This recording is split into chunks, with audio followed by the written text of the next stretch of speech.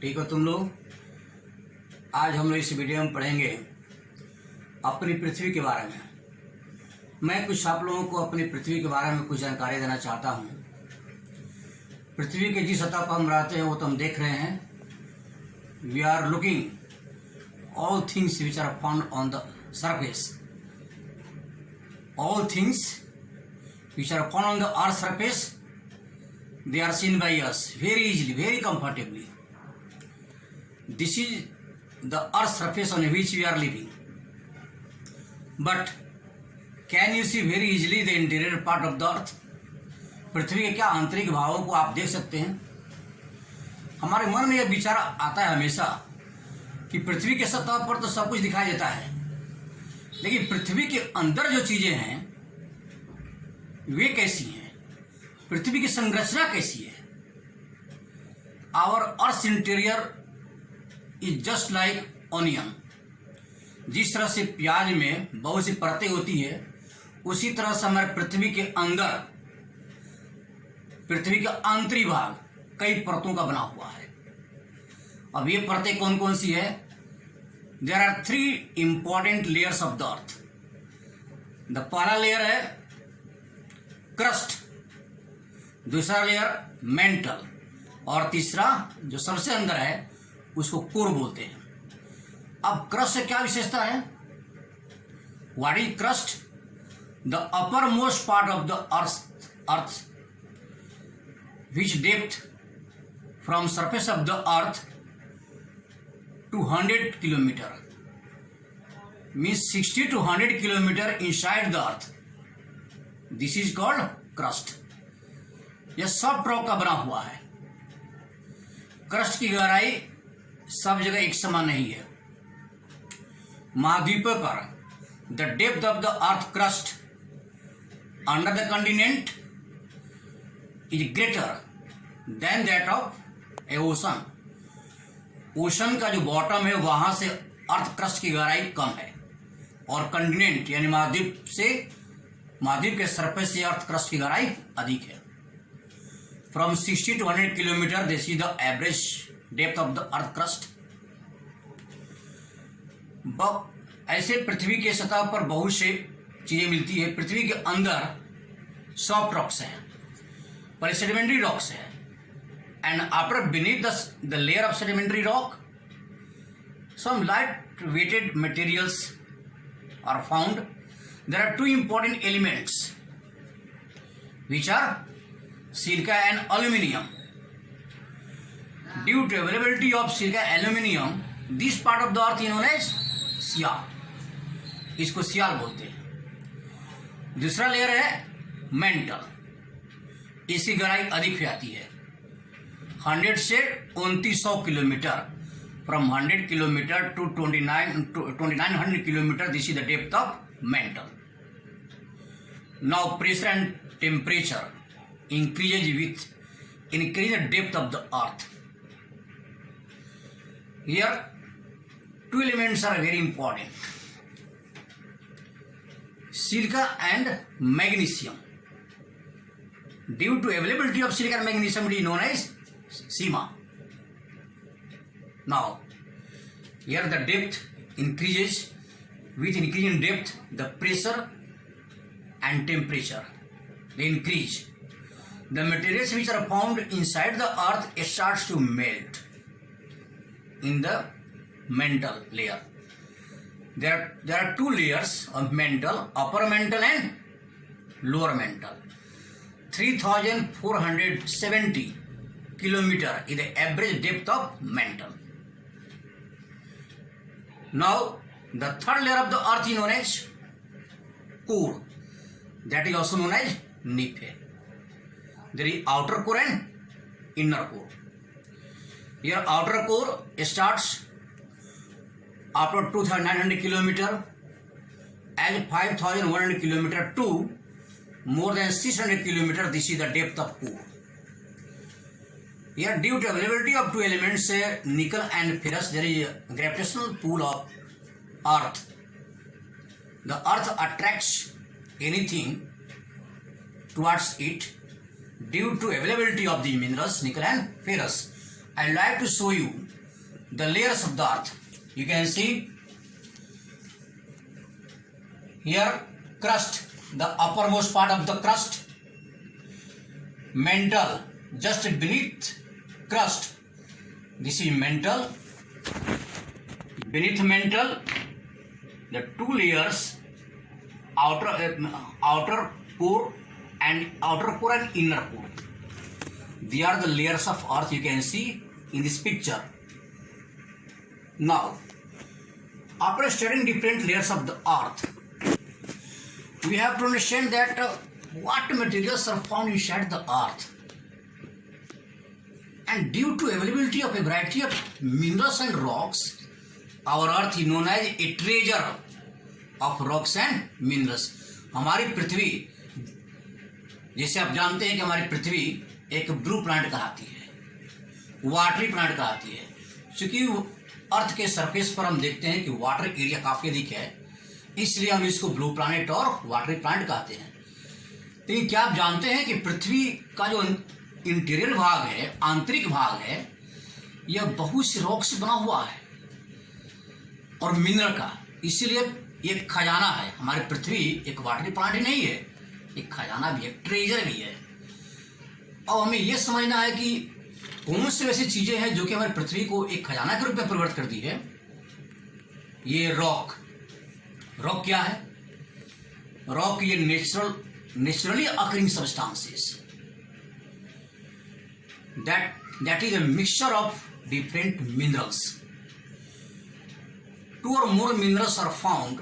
When they combined, they form rocks.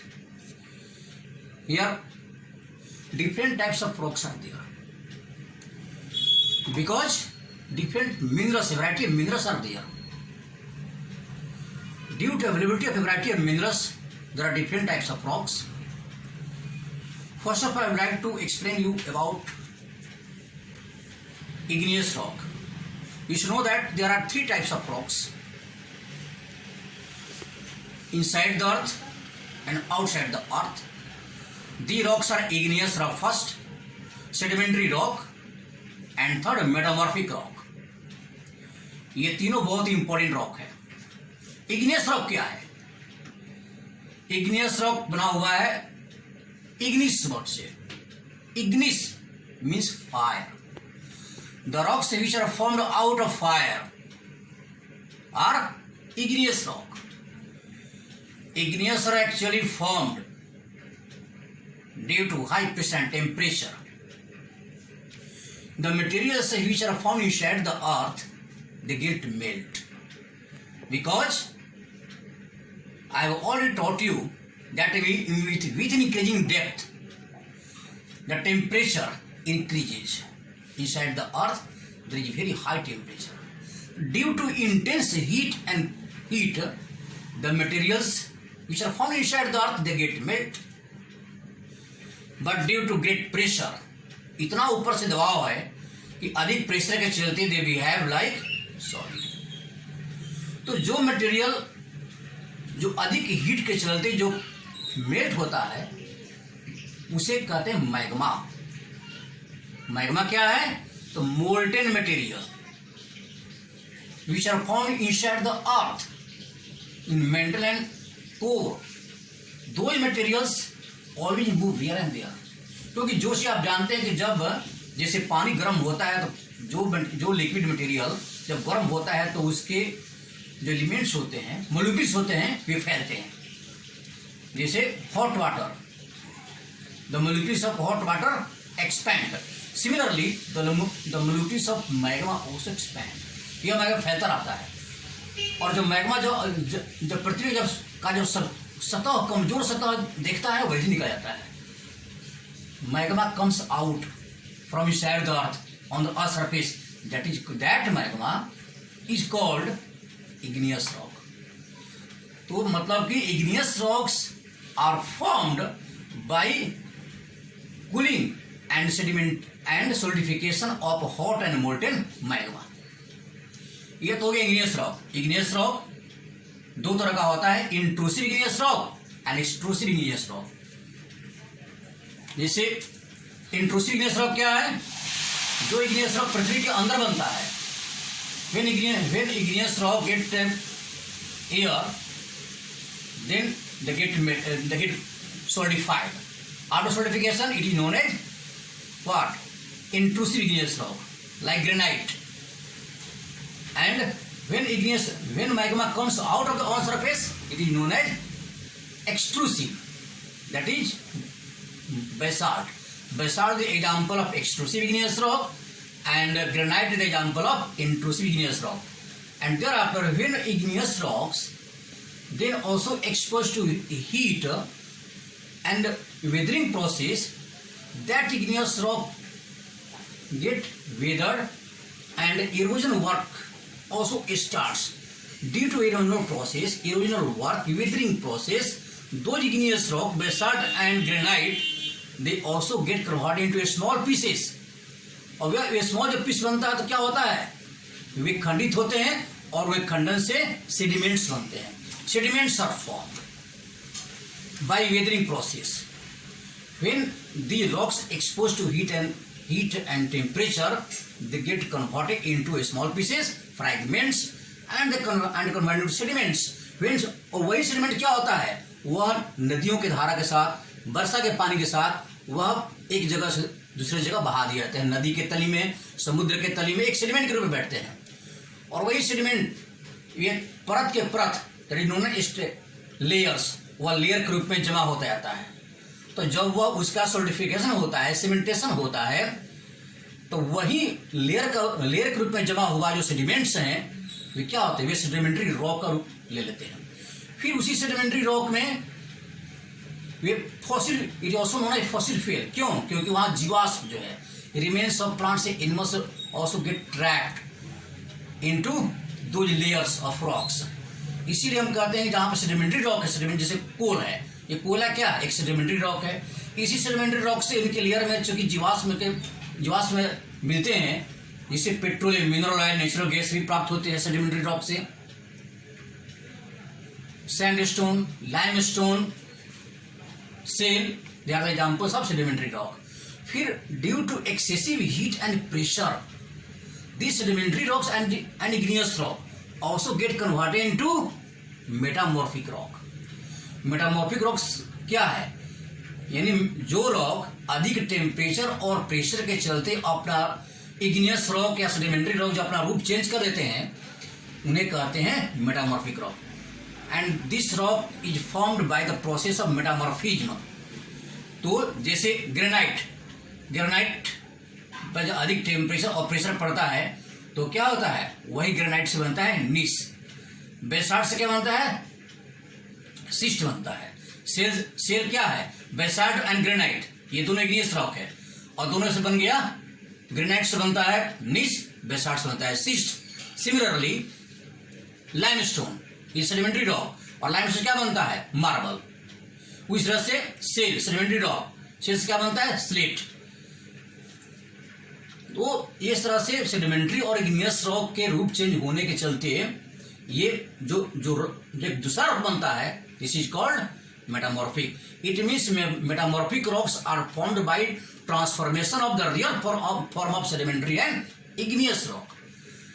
फिर वही metamorphic rock फिर जब अंदर जाता है, धरती के अंदर जाता है through cracks, again they get converted into igneous rock. And from igneous rock, when it change into magma, again magma comes out on surface, then it is granite rock, granite, basalt, again it gets converted into sedimentary rock. Thus the process of crystallization, erosion, sedimentation, and then metamorphism, all the processes make the different forms of rocks. They are known as, and this process is called rock cycle. I would like to show you. This is the rock cycle. You can see rock cycle, igneous rock here, magma. The crystals of magma you can see through the process of crystallization. They are the crystals of magma. Again, this is the igneous rock. Due to erosion process of igneous rock, then the sedimentary rocks are formed the process of sedimentation. Here sedimentary rocks are formed. Then from sedimentary rock, due to process of metamorphism, the metamorphic rocks are formed. Again from metamorphic, so you can see here that melting. तो this process is called rock cycle. तो rock cycle ये बताता है कि ये पृथ्वी के अंदर जो भी रॉक्स हैं ये हमेशा एक समान नहीं रहते हैं, ये चेंज होते रहते हैं। और इसका मेन रीजन है हीट, इंटेंस हीट और प्रेशर, जिसके चलते ये चट्टानों के रूप में अंतर होते रहते हैं। तो हम आज के वीडियो में स्टडी किए अर्थ के इंटीरियर और रॉक साइकिल। फिर दूसरे वीडियो में हम दूसरा आपको जानकारी देंगे। Thank you.